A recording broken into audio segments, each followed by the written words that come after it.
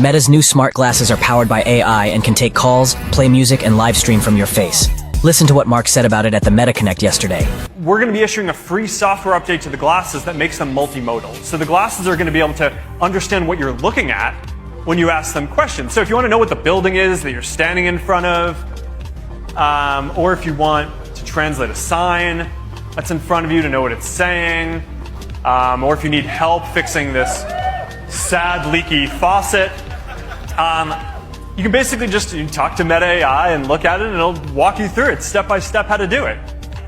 We built in one more feature into these smart glasses. You are going to be able to live stream to your friends and followers from your glasses. Everybody is ready to race, and I am getting ready to. Let's go. Switching to glasses. Being able to share what you're doing live with your friends and followers while staying completely in the moment is the kind of thing that you can only do on smart glasses. So, all right, these Ray-Ban Meta smart glasses, we're launching them on October 17th, starting at $299, and I'm really looking forward to seeing what you all think of them.